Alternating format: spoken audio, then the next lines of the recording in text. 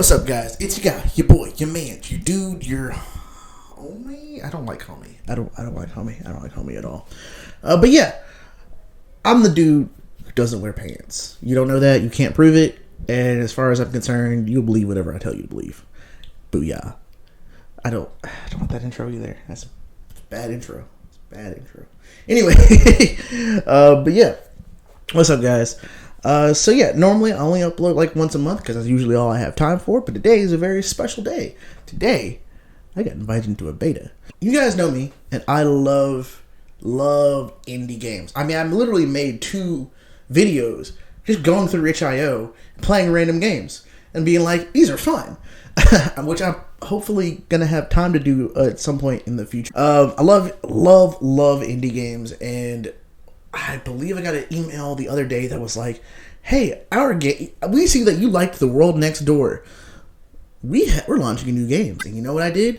I snapped that bad boy up real quick. And yeah, I'm not gonna speak on it right now. We're gonna get into it in a minute. But I really enjoyed it. And here are some of my thoughts. But before I give you my thoughts, don't you dare leave this video without liking, subscribing, telling your friend, your mom, your cousin, anyone who likes games. You see somebody on the street, you shake and you say, "Hey, you subscribe to Rain Shades. Do it now." But yeah, no, guys, really appreciate the love, especially for that last video on Decentraland. I might try to revisit Decentraland. We'll see about that. Maybe give it a second shot. A game I think you guys might enjoy. All right. Anyway, see you in the review. So, because I didn't mention it in the intro, Floppy Knights is a card-based tactical game akin to something like Fire Emblem or Advanced Wars that uses cards instead of normal actions or abilities. So what you do is you have to draw and play your side characters and minions, or whatever you want to call them. And if you lose your commander, you lose the game. Each minion has its own special ranges, abilities, and special cards that come with playing each individual minion that you'll get after you play them. So similar to something like Slay the Spire, though, when you draw from your folder, but your folder goes out, your discard becomes your new deck. Some cards, of course, can get destroyed after you play them, and they don't go in the discard pile. So you can choose to play them, and then they'll go back in the discard, and then you'll be able to draw them again. Alright? So each side gets one for each character. Sorry. Each character gets 1 free attack. And, well, that's it. Each level has its own objectives and secondary objectives. And the game is actually not super complicated to understand. And of course, that being said, I also kind of want to reiterate, this is also the beta, right? I didn't get a chance to play the whole game, and of course, like I said, I played a couple levels, and it was only the first couple levels. We didn't get to see a lot of the stuff that they have planned for later. So right off the bat, right, Floppy Knights is oozing with indie charm, right? There's a ton of it. There are cartoony characters, chiptune music in the intro and the entire game, even the font, and the freaking floppy disk, right? It just screams, I was made by people who care and love making games. And as far as first impressions go, that's definitely the best you can hope for, right? I do want to say, though, I'm not usually a story guy when it comes to strategy games, right? I do like story, but I don't like it all the time. So this is a personal thing. So to keep that in mind. So when it comes to the actual story of the game, I'm kind of like, it's alright. It didn't really draw me in, but it also didn't discourage me from playing. You're essentially a young girl who's learned how to create Heartlight holographic plants, and she wants to win the science fair and get a job and make some money, I feel that super hard. But a lot of the jokes, at least for me, are really corny. But right?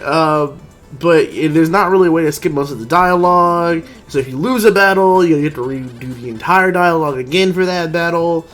And that's not me. But again, it's not like it's game breaking or it's not immersion breaking. It doesn't ruin the game. It's just kind of a minor nitpick, honestly, if anything.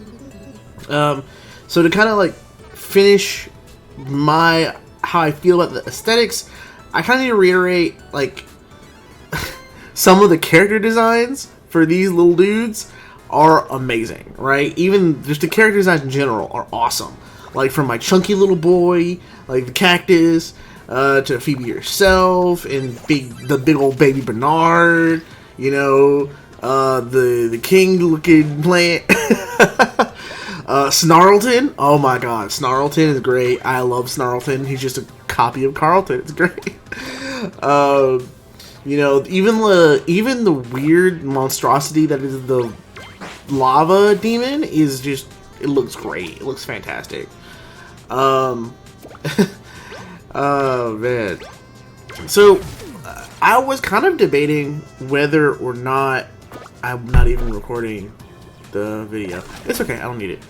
I was kind of debating whether or not I wanted to add gameplay thoughts section, because the gameplay is probably what's likely subject to change the most, or maybe least. I'm not sure how they do their development. It could probably, but chances are, considering how late it is, it probably won't be changed. So we'll have to see on that. But all that being said, it kind of contains my only kind of genuine nitpick, because the other nitpick wasn't, you know, it was whatever. But my only genuine kind of nitpick of the game, and again, it isn't even really, I probably wasn't even that bad. But first, I kind of do want to reiterate that I love the gameplay. Like, 2 hours flew by a lot faster than I thought it would, and I think that's kind of funny. So, like, none of the actual game is particularly difficult to understand. Like, I explained how it works in the beginning, and that's it. You know, there aren't a ton of combinations that you can trigger, but a lot of the cards have very interesting synergies. I think one of the ones I used a lot was upgrade into sow and reap into my chunky boy, and he just sat there tanking everything, you know? So it's not a super complicated game to understand, but there's a lot of interesting things you can pull off and do if you know how to do it, you know?